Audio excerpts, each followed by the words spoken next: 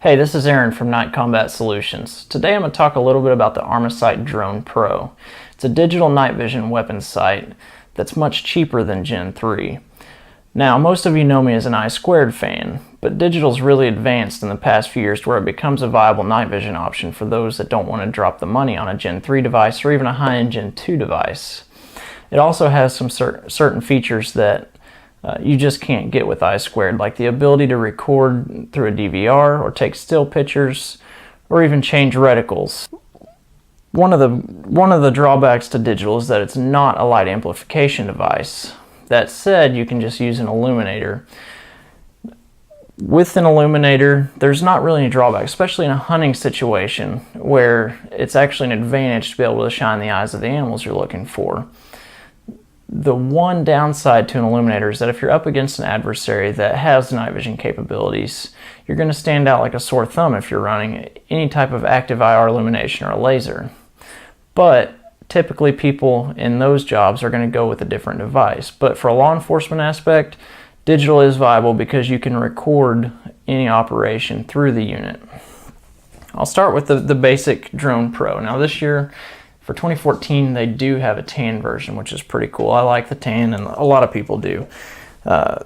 It's got 5x optical magnification, which is important because when you try to use digital zoom, you start to get pixelation and your image gets worse and worse as you zoom in.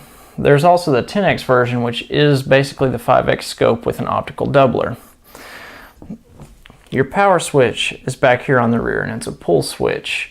You pull clockwise and it turns on, the middle is off, counterclockwise is standby. And like Armasight's other weapons mounted platforms, the standby position is so that you can use an included wireless pressure switch that allows you to leave the unit off and activate it momentarily only when necessary. And that's a really cool feature, like I've mentioned in other videos, where if you're running helmet mounted night vision or thermal handheld scanner, you can leave those two devices on all the time while you're scanning without having to point a weapon everywhere. But when you do find a target you want to engage, simply press the button and momentarily turn on your night vision, engage the target, and preserve batteries. You'll notice the top has several different buttons, and these control all your different menu features. The center brings up a standard menu that allows you to choose reticles and several different options. The rear button and the front button, known as 1 and 3, adjust your brightness up and down respectively. It takes two CR123 batteries and has a runtime of about 4 hours. Now, I2 night vision, you're going to get a longer runtime, but with an LCD screen and basically a camera inside this, it's going to draw more power. But that's really where your standby selection comes in handy, and you can just run it with that pressure switch. And most people aren't going to leave a weapon sight on all night during an outing. They're just going to use it when needed.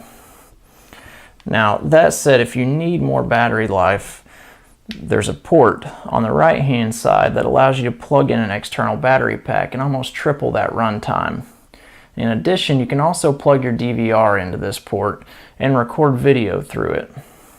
Some of the other good features about digital is that it's not light sensitive as an I2 device is, meaning if you turn on your I2 device in a room that's lit like this without the pinhole cover on, you're going to burn that tube and ruin a very expensive tube. That said, you can even burn a spot in the image of an I2 device with the day cover on if you're not careful. With digital, you don't run that risk. You don't have an intensifier tube to burn. It's also not recoil sensitive.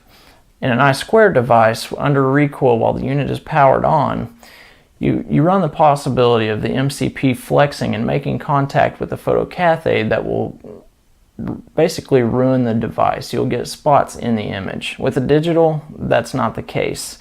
Probably the weakest link in a digital or a thermal is the LCD display, but it can handle some serious recoil that most I2 devices can't.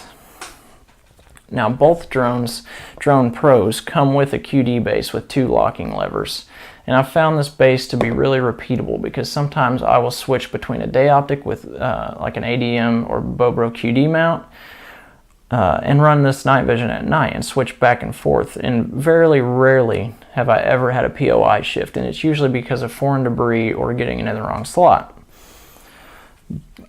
As the other Armasight QD mounts on their clip-ons and I-squared weapon sights and their thermals, it can be adjusted without tools. With the levers in the open position, simply push against the lever and it exposes the nut on the back side, and you can tighten it or loosen it as needed for out-of-spec rails.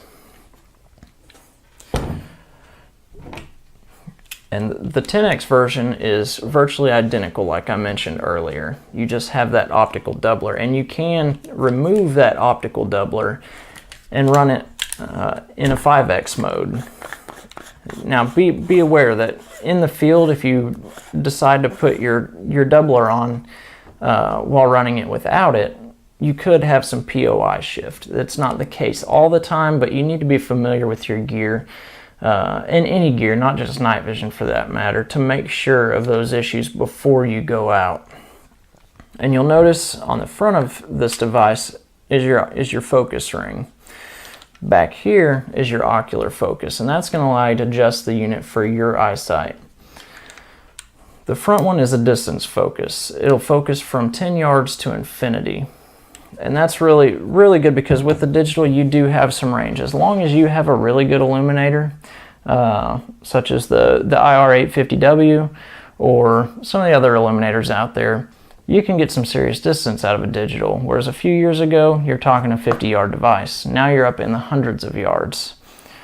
So that said, I feel like this is kind of the peak of consumer digital technology in a weapons-mounted platform, aside from the clip-ons.